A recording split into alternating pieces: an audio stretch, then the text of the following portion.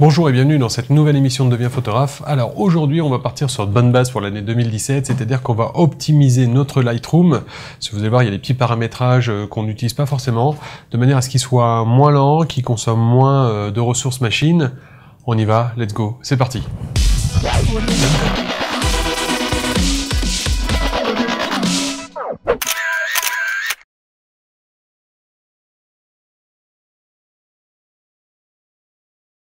Alors, vous allez voir qu'on peut optimiser un peu notre Lightroom et optimiser un peu notre ordinateur pour que Lightroom fonctionne bien et plus rapidement.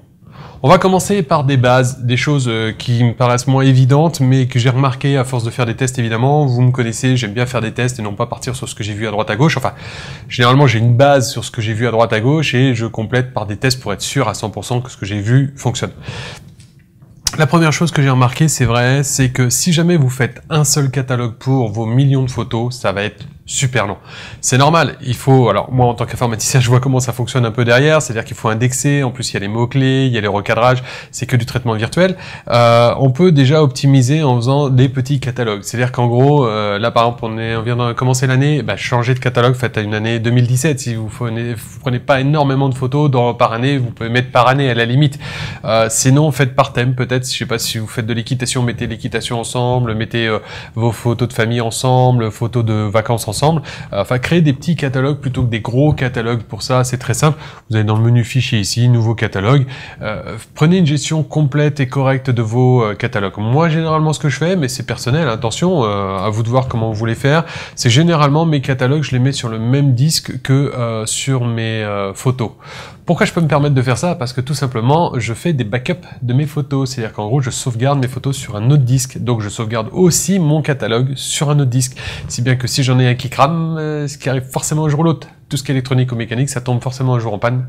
Faites des sauvegardes de vos photos et donc je mets mon catalogue avec les photos sur le même disque, dans le même répertoire. Du coup, quand je sauvegarde ce répertoire-là, j'ai sauvegardé mon catalogue Lightroom avec. Ça, c'est la première chose.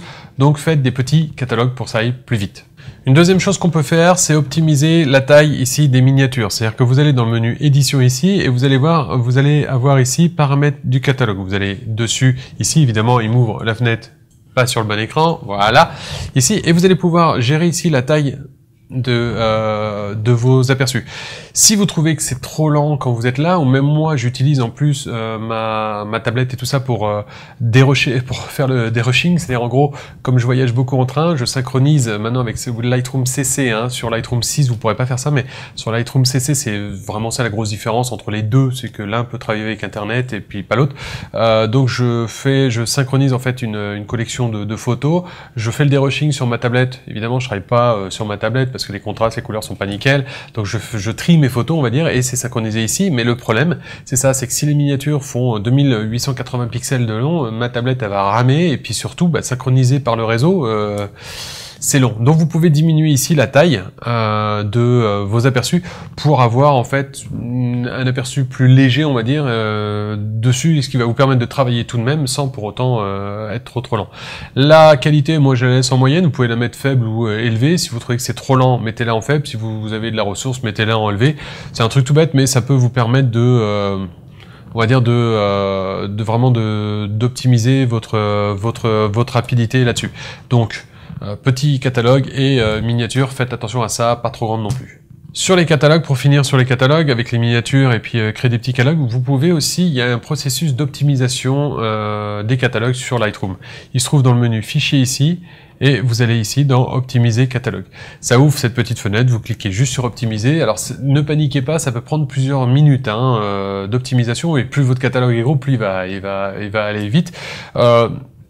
Connaissant ça, alors ce serait un peu difficile de vous expliquer ça, moi en informatique je vois à peu près ce qu'ils doivent faire derrière, c'est de recréer les indexages et compagnie derrière, pour les informaticiens vous comprendrez, mieux organiser on va dire dans le catalogue les différentes références, voilà, en fait en gros c'est du moulinage interne qui fait qu'il va optimiser votre catalogue, plus il est gros et plus vous devriez le faire. Vous appuyez juste sur optimiser, ça va mouliner pendant quelques temps et ça vous le fait. Ce que je vous conseille, c'est après sauvegarder votre catalogue. Donc sauvegarder, c'est dans le menu fichier ici, et vous faites exporter le catalogue, tout simplement. Ok, exportez-le régulièrement quand même pour avoir quelque chose de correct en fait derrière. Alors, tant qu'on est dans l'optimisation, dans la sauvegarde, excusez-moi, des catalogues, vous pouvez aller dans le menu édition, vous allez ici dans paramètres du catalogue. Alors, à chaque fois, il va me l'ouvrir ici. Je sais pas pourquoi celle-ci, il veut absolument me l'ouvrir sur mon autre écran ici. C'est là où on a réglé tout à l'heure la taille. Vous allez ici dans général et vous pouvez faire ici, en fait, la sauvegarde du catalogue. Donc, moi, je l'ai mis une fois par semaine. C'est-à-dire qu'en gros, quand je ferme mon Lightroom une fois par semaine, il me dit, est-ce que tu veux sauvegarder aujourd'hui? Je mets oui, hop, et je sauvegarde. C'est aussi bête que ça. C'est-à-dire qu'en gros, je sauvegarde dans un autre répertoire que celui où j'ai mis au départ. Si bien que même si je backup avec mes photos, je backup aussi mon catalogue pour être sûr de l'avoir vraiment nickel à côté. On sait jamais, une erreur d'écriture, un truc comme ça sur un disque dur, ça peut toujours arriver. Donc optimisez ça aussi, votre sauvegarde, c'est simple, vous l'automatisez simplement. Moi je mets une fois par semaine, vous pouvez mettre une fois par mois si vous faites pas beaucoup de photos. Moi je préfère faire une fois par semaine. Et encore, ça m'arrive, hein, comme je vous disais tout à l'heure dans le menu fichier, exporter mon catalogue pour, voilà, quand je fais des grosses modifs, pour être sûr, voilà, par exemple un mariage, je finis mon mariage automatiquement, dès que j'ai fini le mariage, je repartage le mariage, pouf, j'exporte tout, je sauvegarde tout pour être sûr de tout nickel. Et même pendant le travail sur les mariages, je fais ça pratiquement tous les jours. Je sais, je suis parano. Une petite chose, comme je vous disais tout à l'heure, une autre optimisation que vous pouvez faire, c'est comme je vous disais tout à l'heure de faire attention de ne pas faire de trop gros catalogues. Faites attention aussi dans le menu développement ici de ne pas avoir trop de presets. Si vous avez trop de presets, ça ralentit aussi parce qu'il faut qu'il les charge de manière à ce que s'il les chargeait pas, si vous voulez en mémoire, bah, à chaque fois que vous passeriez dessus, vous voyez là on a un aperçu, bah, il mettrait du temps à chaque fois le temps de charger le preset et avant de vous faire voir le truc. Donc pour ça il le charge en fait. Donc vous appuyez sur le bouton droit ici et vous pouvez soit supprimer directement. Alors moi j'en ai pas de perso puisque j'aime bien le faire directement, mais si vous en avez un perso, vous appuyez bouton droit, vous allez avoir supprimé le preset, ou alors, ça va être marqué ouvrir le Finder ou l'Explorer si vous êtes sur Mac ou si vous êtes sur PC, et vous allez arriver dans le répertoire où il y a tous les presets. Ce que vous faites, vous ouvrez le répertoire dans l'Explorer, donc comme ça, bouton droit, ouvrir l'Explorer, vous supprimez, alors vous fermez votre Lightroom, vous supprimez les presets que vous voulez pas utiliser, ça peut être plus rapide comme ça que de faire là, bouton droit supprimer à chaque fois. Et quand vous redémarrez votre Lightroom, lui il va mettre à jour ça, automatiquement il va regarder dans le répertoire ce qui reste, et il va les supprimer automatiquement, à vous de voir. Mais faites attention, ne chargez pas trop la bête, plus vous chargez, plus évidemment il est obligé de charger des choses en mémoire, et là ça va poser problème.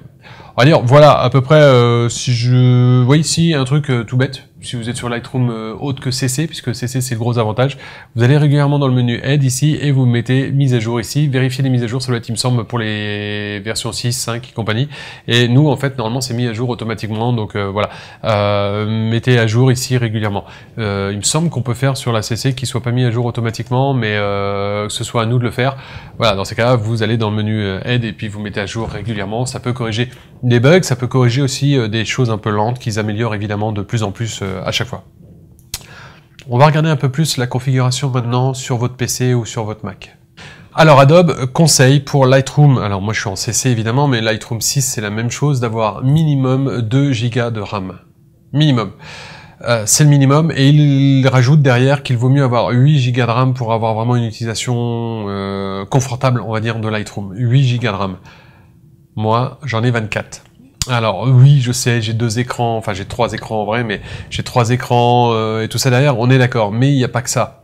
C'est que si vous utilisez d'autres applications, je sais pas, vos mails, vous êtes sur internet en même temps pour vérifier, parce que mes tutoriels, du coup quand vous regardez mes tutoriels en même temps, vous avez non seulement votre internet de démarrer, mais aussi Lightroom, et c'est très bien de regarder mes tutoriels, vous allez en fait bouffer plus de RAM, donc augmentez un peu la RAM. Ce qu'il faut savoir en plus en informatique, c'est une chose qui est très connue, quand votre ordinateur commence à ramer un peu, sans mauvais jeu de mots, on va dire, commence à être un peu lent, le fait d'augmenter la RAM, de doubler la RAM, vous allez pratiquement doubler la vitesse de votre ordinateur. Pourquoi? Je vous explique extrêmement simplement ce qui se passe.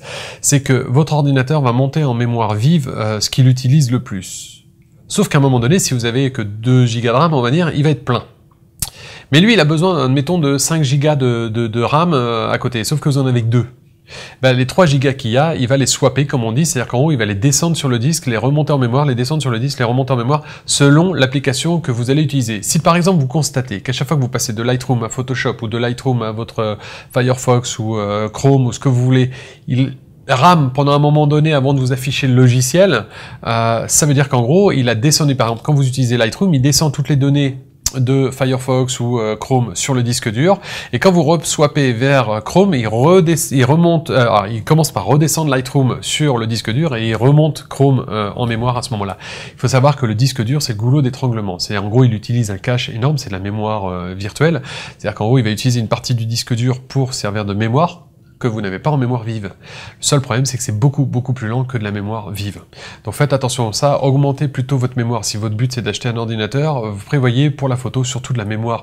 La carte graphique en elle-même n'a pas besoin d'être ultra performante, ça c'est pour de la 3D, qui a besoin de beaucoup de calculs, mais pour la photo en elle-même, une carte simple suffit, il n'y a pas besoin d'avoir une carte super bien. Profitez plutôt d'acheter un bel écran, alors je vous renvoie vers ce tutoriel-là pour savoir ce que je vais dire là, mais qui est un profil RVB, et vous allez voir, ça coûte déjà beaucoup plus cher que s'il a un profil sRVB. Mais vaut mieux un bon écran qu'un super CPU, un super microprocesseur ou une super carte graphique, ça ne sert à rien. Si maintenant vous dites que c'est moi qui l'ai dit parce que vous voulez vite fait jouer en 3D après derrière et que madame est pas d'accord si c'est pas quelqu'un qui le dit, c'est votre problème, mais c'est pas moi qui vous l'ai dit en vrai. D'accord? Dans mon ancien métier, j'étais architecte en informatique, c'est-à-dire qu'en gros, je créais des systèmes et mon but était d'optimiser au maximum les systèmes. Et là, on parle de systèmes énormes, hein, les plus gros clusters d'Europe chez les opérateurs mobiles ou chez les banques. Et le truc, c'était justement des gros problèmes, c'est les conflits d'accès au disque dur. Je vous disais tout à l'heure, le disque dur, c'est vraiment un goulot d'étranglement. Et s'il y a alors il y a plusieurs têtes de lecture maintenant sur les disques durs, mais on va dire qu'imaginons que la même tête de lecture doit atteindre le fichier A, le fichier B et le fichier C. Mais que vous les utilisez un par un, bah c'est pas grave, il va d'abord faire le A, puis après le B, puis après le C. Mais si vous devez les accéder en même temps, c'est-à-dire je lance Lightroom, Photoshop, Firefox en même temps, et ben en fait il va aller au A, au B, au C, au A, au B, au C, au B, au A, au C, au A. Du coup, il va changer la tête de lecture tout le temps de place, et ça bouffe beaucoup plus de temps. Donc il faut éviter en fait les duels, on va dire, sur un disque dur, les duels d'accès. Donc pour ça, en fait, ce que vous allez faire, c'est voir comment fonctionne Lightroom. Lightroom, il va avoir besoin de plusieurs choses. Il va avoir besoin d'accès, évidemment, au disque système au début quand vous lancez Lightroom, c'est-à-dire là où Lightroom est installé. Ce disque-là où est le logiciel. Il va avoir besoin aussi d'un disque qui est sans doute le même chez vous, peut-être le même chez vous. C'est là où il y a vos photos, évidemment, pour les ouvrir, pour vous les afficher. Il va avoir besoin d'autre chose, c'est là où est le catalogue, c'est-à-dire qu'en gros, toutes les vignettes et compagnie qui vous affichent là, ils vous chargent pas toutes les photos, c'est-à-dire qu'ici, charger tous les RAW, admettons que j'ai un catalogue de 1000 €, qui charge tous les RAW en mémoire, là, c'est plus 24 gigas qu'il va me falloir, là, c'est des terras, là, qu'il va me falloir. Donc en gros, c'est les vignettes qui va charger, évidemment, on a vu tout à l'heure comment changer la taille des vignettes, si vous trouvez que ça rame un peu, mais toutes ces vignettes-là, il va les charger. Moi, je vous ai dit, je les mets sur le même accès, du coup, que les photos, puisqu'en vrai, quand il travaille là, il travaille pas sur les photos, il travaille sur les miniatures. Il y a juste quand j'exporte ma photo, je l'ai finie, là par exemple, j'ai fini celle-ci, quand je l'exporte, il va prendre le RAW, il va la monter en RAM, appliquer le traitement qu'il a appliqué sur la miniature ici, s'il y a besoin, parce que si j'exporte une miniature encore plus petite et plus légère que ce que je veux, il prend directement la miniature en fait. Mais sinon, il prend le RAW, il applique le traitement virtuel qu'il a créé sur la miniature sur le RAW réellement, et il l'exporte à ce moment-là. À ce moment-là, effectivement, il va utiliser le RAW et le preset, enfin le fichier XML pour ceux qui voudraient savoir, en même temps. Mais c'est extrêmement rare, c'est juste au moment où j'exporte, c'est-à-dire une fois. Donc c'est pas grave que mon catalogue et que mes photos soient sur mon même disque dur, ça ne pose pas de problème. Par contre, il va utiliser aussi un cache, c'est-à-dire qu'en gros, il va travailler, je vous disais tout à l'heure, avec une mémoire virtuelle. Et si ce cache-là est sur mon catalogue et que mon système aussi est sur le même aussi, c'est-à-dire qu'en gros, tout est sur mon disque dur, c'est le fichier A, B et C qui vont être accédés en même temps, si vous voulez. Donc moi, ce que j'ai fait, j'ai plusieurs disques durs en fait dans mon truc. Vaut mieux avoir plusieurs disques durs que d'un très gros disque dur. Déjà en cas de si le disque dur il rend l'âme, ça fait moins mal d'avoir plusieurs petits disques durs que d'avoir un gros disque dur. Donc en fait moi j'ai 5 disques durs dans mon truc, mais je vais pas tous vous les montrer aujourd'hui.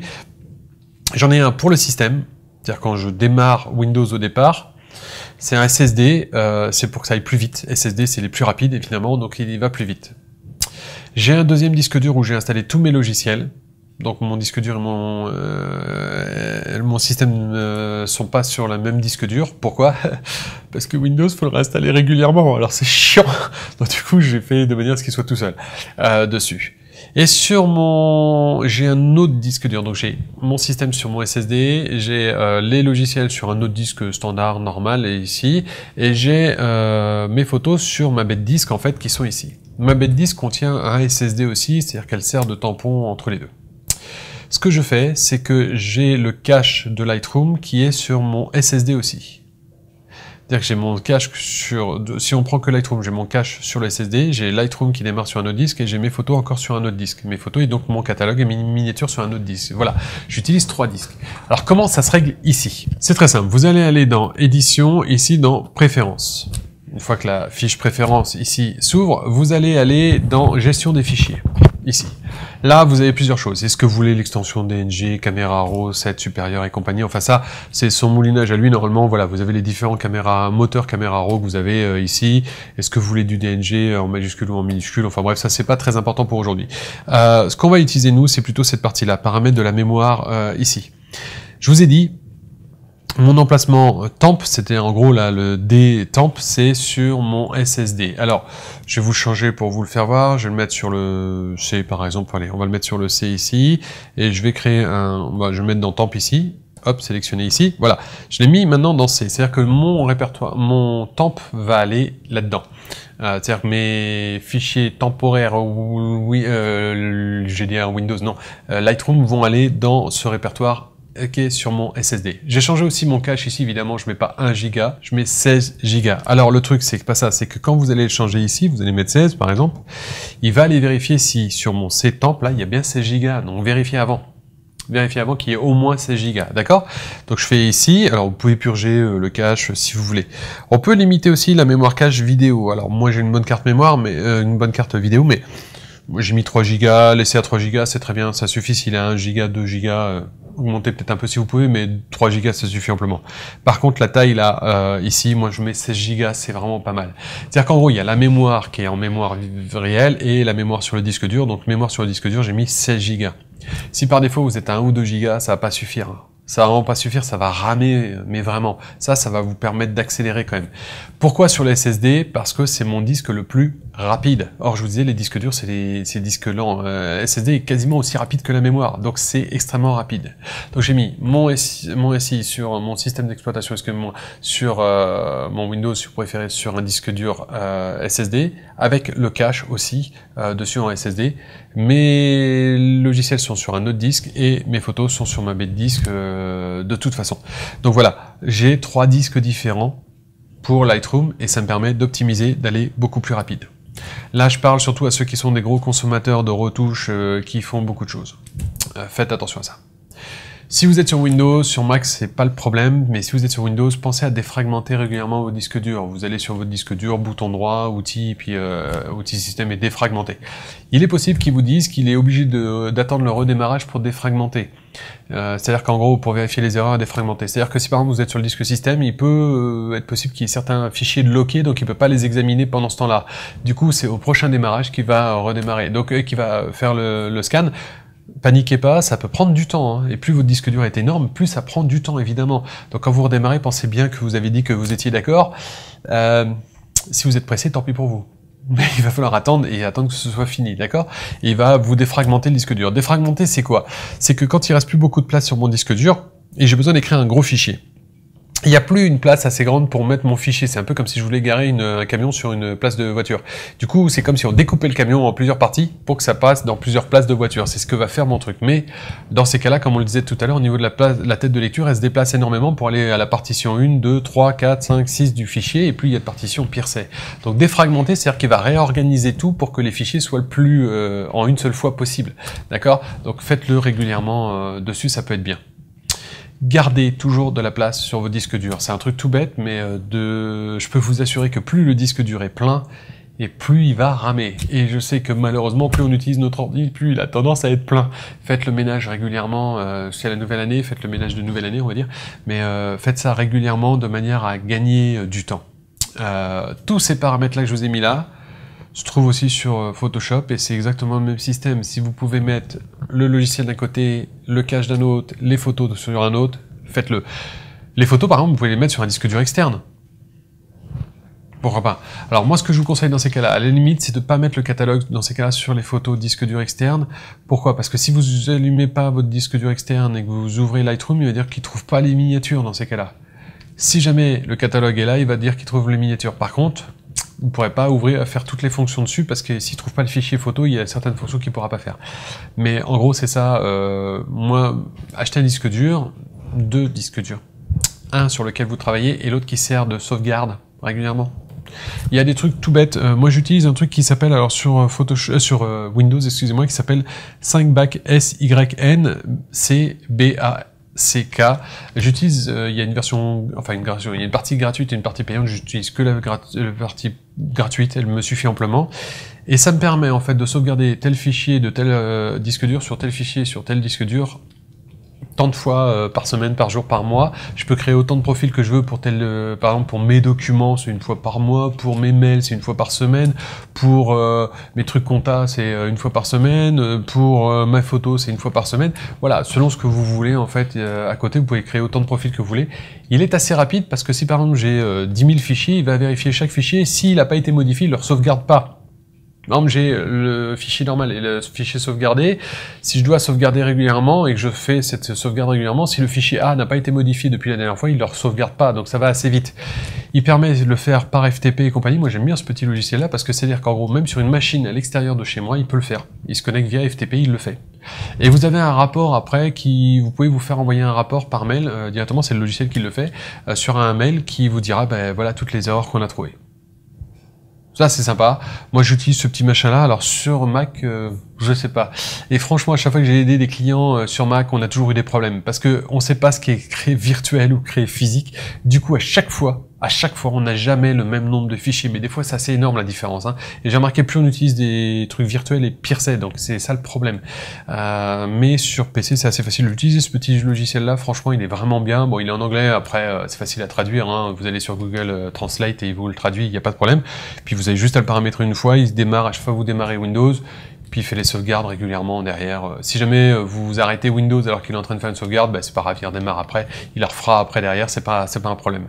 Voilà, donc c'est un petit logiciel qui est assez sympa. Mais sauvegardez vos photos. Voilà, ce qu'on peut dire, essayez de répartir sur plusieurs disques. Moi, j'ai le disque système et cache d'un côté, 16 Go de cache à côté. J'ai ma RAM, évidemment, hein, ils disent 2 minimum et 8 pour être confort. Moi, je mets 24, comme ça, je suis tranquille. Ça permet aussi, parce que je suis du genre à ouvrir plein de logiciels en même temps. Et puis, comme j'ai plein d'écrans, du coup, vous voyez, là, j'ai mes mails, là, j'ai Windows et j'ai Lightroom et Photoshop de démarrer, j'ai Firefox, enfin voilà, j'ai plein de trucs de démarrer. Donc, j'ai 24 Go. Un disque dur pour vos photos et sauvegarder vos photos régulièrement. Utilisez le petit signe back là, c'est vraiment sympa, 5back, qui est assez sympa. Voilà. Augmentez vos caches, optimisez vos catalogues et faites des petits catalogues et attention aux presettes. Voilà messieurs, voilà mesdames, je vous souhaite une bonne fin de semaine, à la prochaine.